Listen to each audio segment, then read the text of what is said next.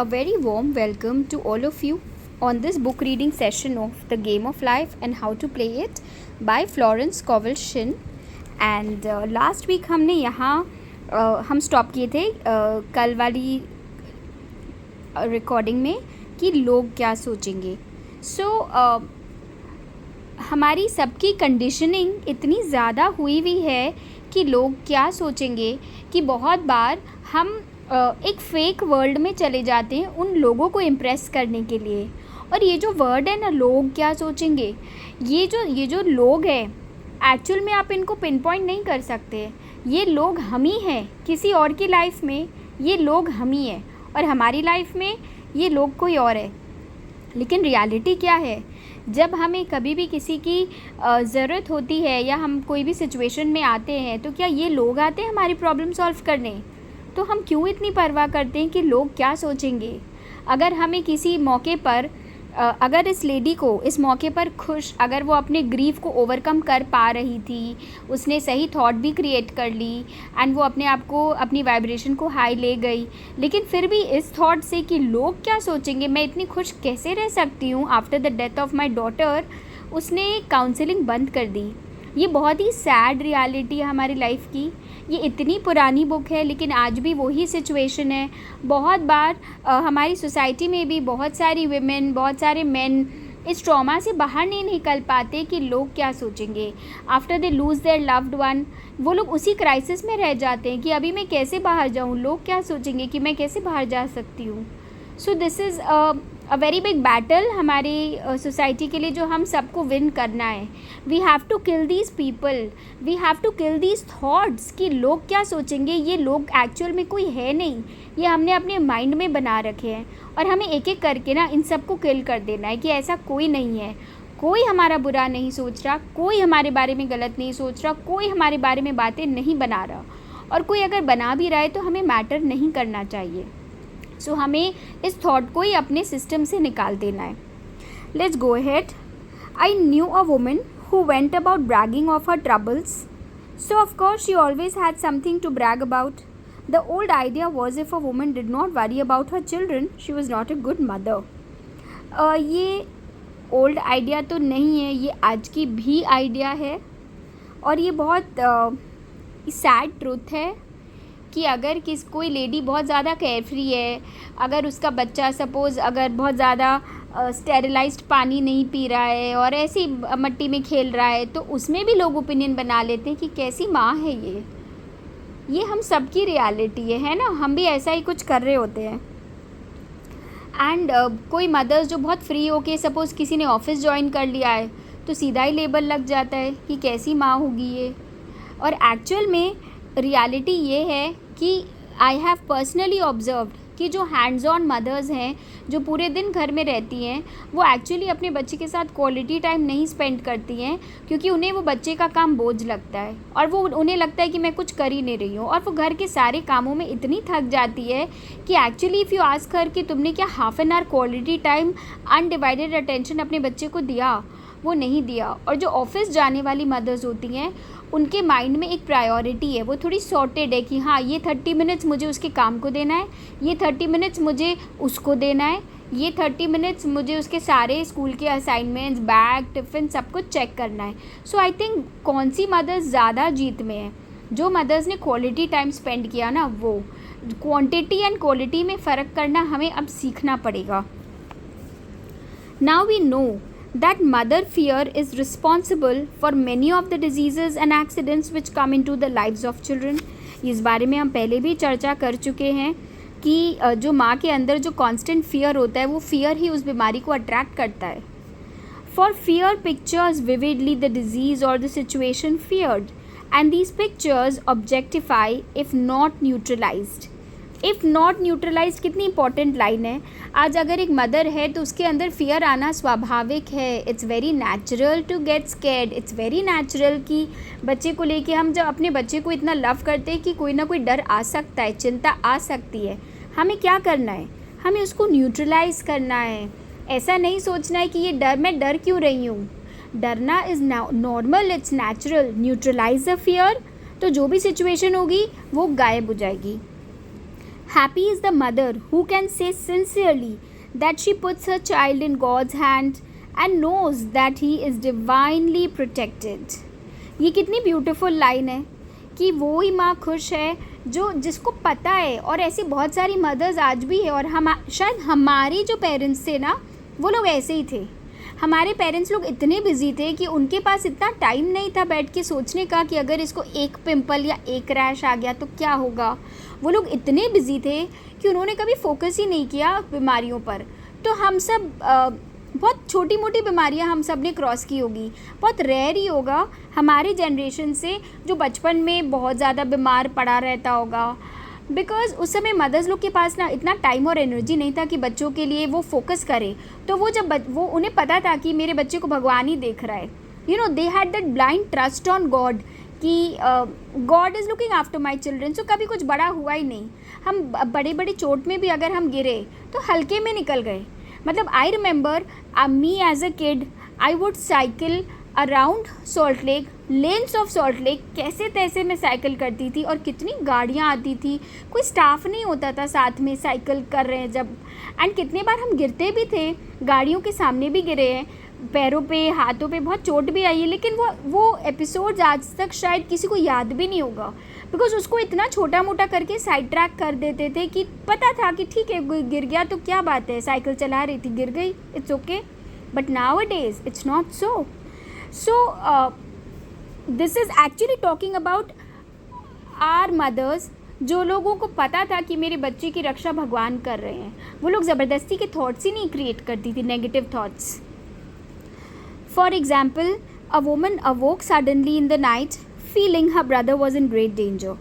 Instead of giving in to her fears, she commenced making statements of truth, saying, "Man is a perfect idea and divine mind and is always in his right place. Therefore my brother is in the right place and he is divinely protected." ये बहुत अच्छा मंत्र इन्होंने हमें सिखाया है कि बहुत बार हमें अपने लव्ड वंस के लिए भी ना अचानक बैठे बैठे इंट्यूशन होता है, अंदर से एक आवाज़ आती है या अचानक से लगता है कि शायद कुछ गड़बड़ है, शायद वो इंसान ट्रबल में है। ये एक सोल कम्युनिकेशन होती है जो हमारे पास आती है मैसेजेस, और बाद में हमें सच में पता चलता है कि हाँ उस समय सच में उससे कुछ हो रहा था। सो ऐसे जो सिचुएशंस होते हैं, it's normal to have these intuitions. लेकिन उस समय हमें क्या करना है? हमें उस डर से डरना नहीं है। हमें तुरंत अपनी थॉट्स को चेंज करके ये बोलना है that no, he is in the right place and he is divinely protected. और मुझे फेथ है कि वो एकदम भगवान उसकी रक्षा कर रहे हैं। The next day she found that her brother had been in close proximity to an explosion in a mine but had miraculously escaped. Next day उसे क्या पता चला कि एक्चुअल में इतना बड़ा खतरा आया था उसके पास, लेकिन वो टल गया। और वो क्यों टल गया? क्योंकि इसने इतना टोटल सरेंडर करके भगवान को मैसेज दे दिया था कि मुझे पता है कि वो बहुत सुरक्षित है, ही is in the right place. और हमें भी यही ब्लेसिंग्स और यही फीलिंग्स जनरेट करनी है अपने लव्ड वंस के लिए। जब हमें कभी डर लगे, अगर हमारा कोई लव्ड वन हॉस्पिटलाइज्ड है, तो क्या ये थॉट्स हम क्रिएट कर सकते हैं? ऑफ कोर्स कर सकते हैं, बिकॉज उस समय हमारे हाथ में और कुछ भी तो नहीं है, बाकी सब तो डॉक्टर्स के हाथ में या भगवान के हाथ में। कम से कम अपनी तरफ से हम ये एफर्ट ले सकते हैं कि हम सही सोचें और सही विशेस दें उसके लिए। So man is his brothers keeper and every man should know that the thing he loves dwells in the secret place of the Most High and abides under the shadow of the Almighty. There shall no evil befall thee, neither shall any plague come nigh thy dwelling. Perfect love casteth out fear. ये बहुत important line है। अगर सच्चा प्यार है ना तो वो डर को हटा देता है, डर को ख़त्म कर देता है। अगर आप गॉड को लव कर रहे हैं, गॉड अपने आप आपकी सारी फियर को हटा देंगे। He that fears is not made perfect in love, love is the fulfilling of the law. Chapter number 8, intuition और गाइडेंस। ये बहुत इंपॉर्टेंट चैप्टर है। There is nothing too great of accomplishment for the man who knows the power of his word and who follows his intuitive leads. So इस chapter पर हम focus करेंगे उस intuition पर। इंट्यूशन मतलब हमारे अंदर का जो इंसान है, हमारे अंदर जो भगवान है, इनर ट्यूशन, वो हमें कॉन्स्टेंटली ट्यूशन दे रहा होता है, वो हमें बता रहा होता है ये मत कर, ये कर, ये राइट नहीं है, ये राइट है, इस पर्सन को ट्रस्ट मत करना, इस पर्सन के साथ तुम यहाँ मत जाना, ये स्टेप तुम मत लेना, अभी ये जॉब मत छोड़ना। हमें कॉन्स्टेंटली एक इनर आवाज़ आ रही होती है, हम उसके बारे में बात करेंगे। By the word he starts in action, unseen forces and can rebuild his body or remold his affairs। तो ये लोग बता रही हैं कि हमारे वर्ड्स में कितनी शक्ति होती है कि हम अपने सही वर्ड्स यूज़ करके हम अपनी बॉडी को रीबिल्ड कर सकते हैं, अपनी सिचुएशन को रीमोल्ड कर सकते हैं। It is therefore of the utmost important to choose the right words and the student carefully selects the affirmation he wishes to catapult into the invisible। हमें वो ही बोलना है जो हमें चाहिए। हमारे सोच में भी वर्ड्स होते हैं ना, हम कुछ सोचते हैं ना कि ऐसा हो जाए, काश ऐसा हो जाए। सोच में भी हमें सही सोचना है और वो ही सोचना है जो हमें चाहिए। He knows that God is his supply and that there is a supply for every demand। हर चीज़ जो आप चाह रहे हैं ना, सब कुछ अवेलेबल है, लेकिन आप सही बोलिए तो सही, आपको सोचना तो है सही। And that his spoken word releases his supply. आपके मुंह से बोलते ही वो सप्लाई भगवान रिलीज़ कर देते हैं। Ask and you shall receive, ये हमने बहुत बार सुनी है। ये line ask and you shall receive मतलब एक बार मांगो तो सही, फिर देखो कैसे आता है। Man must make the first move. सब अगर आप खाली बैठे हैं, पूजा कर रहे हैं और आप सोच रहे हैं मुझे सब कुछ मेरा मनचाहा मिल जाएगा, ऐसा नहीं होता। आपके जो ड्रीम्स है एक बार बोलो तो भगवान को, भगवान मुझे ये चाहिए, और जितना एग्जैक्टनेस होके हम लोग बोलेंगे उतना ईजियर है भगवान के लिए वो हमारे पास डिलीवर करना। और जब आपने एक बार मांग लिया, आप श्योर हो जाइए कि मांगने के बाद देर नहीं होती, 100% वो मिलेगी।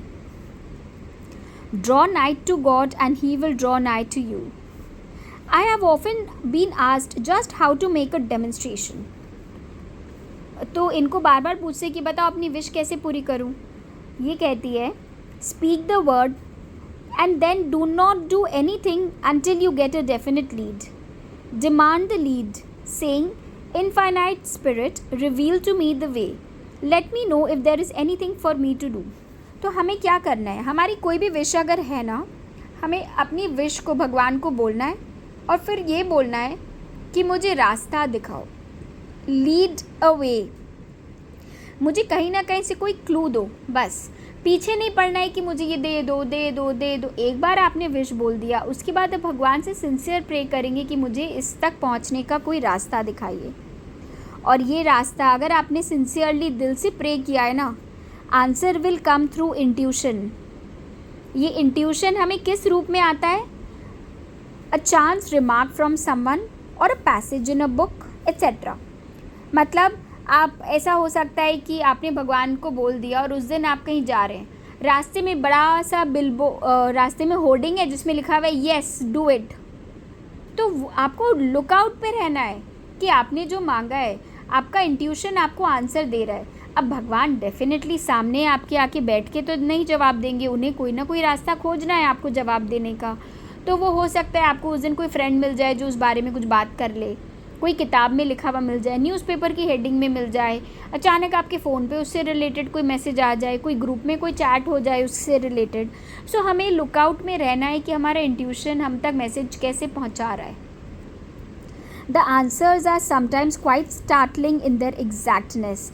कितने बार एकदम शॉकिंग आंसर्स आते हैं, मतलब ऐसा तक होता है कि किसी ने अपनी जॉब के बारे में कुछ दुविधा में है, मैं ये जॉब लूँ या नहीं लूँ, और सीधा वो न्यूज़पेपर आया घर पे, न्यूज़पेपर खोला and the first line that is written on the paper it says that you must take this job. For example, a woman desired a large sum of money. She spoke the words infinite spirit open the way for my immediate supply. Let all that is mine by divine right now reach me in great avalanches of abundance। Then she added, give me a definite lead, let me know if there is anything for me to do। तो एक lady ने कितना clearly बोला कि मेरी इन finite supply का रास्ता अभी खोलो, मुझे मेरे डिवाइन राइट में जो कुछ भी मेरा है वो अभी सब कुछ मेरे पास आना स्टार्ट हो जाए। अब मेरे को उसका रास्ता दिखाओ और मुझे बताओ मैं उससे related is there anything that I should do. The thought came quickly, give a certain friend $100। तो तुरंत उसके मन में ये ख्याल आया कि उसकी एक फ्रेंड को उसको $100 देने चाहिए। She told her friend who said wait and get another lead before giving it. So she waited, and that day she met a woman who said to her, I gave someone $1 today. It was just as much for me as it would be for you to give someone 100.